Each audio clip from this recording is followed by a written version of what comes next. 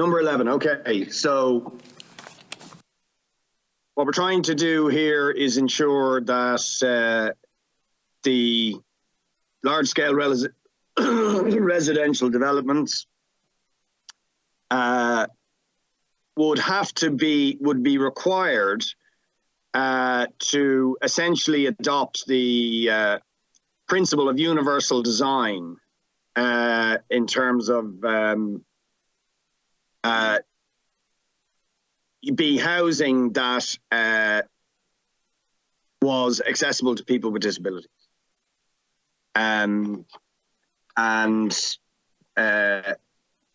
know, I suppose the point is we need more disability accessible housing.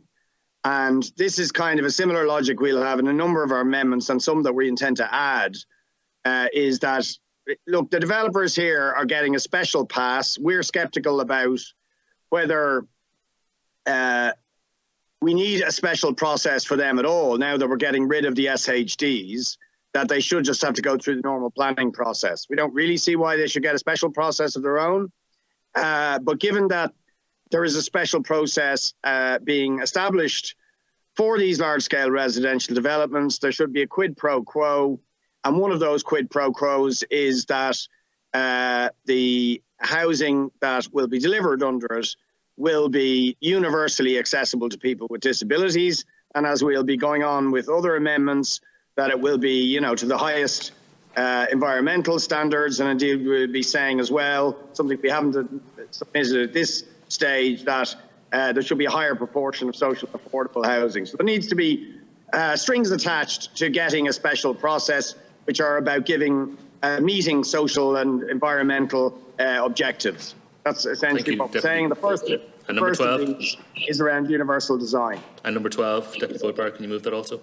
Go together. Yeah, is around requiring that they would have to state the level of likely CO2 greenhouse gas emissions and essentially how the construction of the development is going to meet our climate objectives.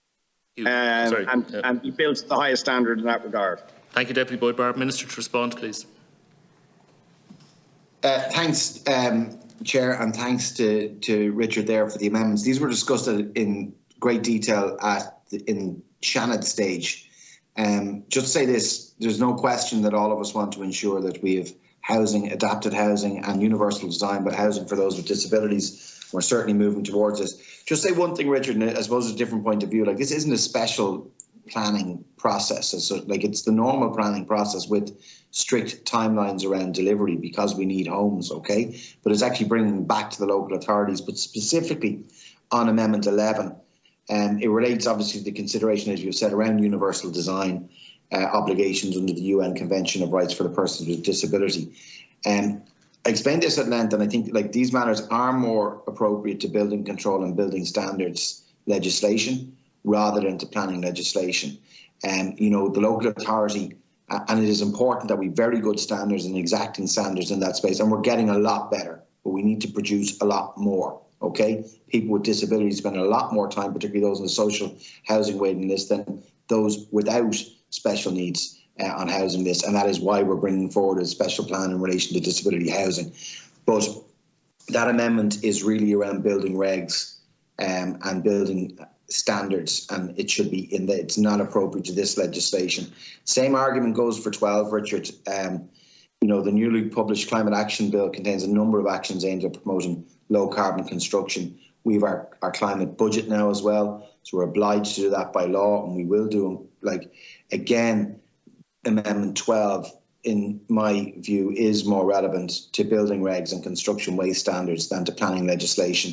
And it is already being addressed within the Climate Action Plan. That's not taking away from the reason or the thrust or the meaning in putting forward these amendments. I fully understand that. We all want to go to the same place on this, and we're doing that. So, like, but these two amendments, as they stand, not appropriate to this piece of legislation, and can't accept them. Thank you, Minister. And okay, so can I come back then? Yeah, if you wish to, Deputy Boyd Barrett. Yeah. Well, I'm expecting a clamour of support from others on the committee for these. Right, well, look, I dispute that this isn't a special planning process. There's access to the planners for meetings in advance for large-scale development. It's also going to consume, we'll be discussing this a bit later, consume a lot of resources which local authorities are concerned about, staff resources and so on, they don't have in order to facilitate large-scale developments. And I don't see any reason why that shouldn't just go through the absolute normal process under the Planning and Development Act. So it is a special process, and they will have access to the planners in advance to try and get their developments through in a contracted time frame, right? Okay. And given that, I want strings attached. I mean, frankly, I want strings attached to all development that ensures that development is actually meeting social and environmental objectives. I think we need more of that. And I think if there's a particular new process being established, it should guarantee the equality for people with disabilities that we are required to deliver under the UN CRPD, and it should guarantee that it is going to significantly contribute to meeting our climate objectives, and indeed energy efficiency, which will benefit the inhabitants of these residencies in terms of lower energy bills and so on. So I think that's, I think this should be tied to any planning process, but in particular to large-scale planning and development proposals or development proposals, in particular where they're getting a bespoke process for those large-scale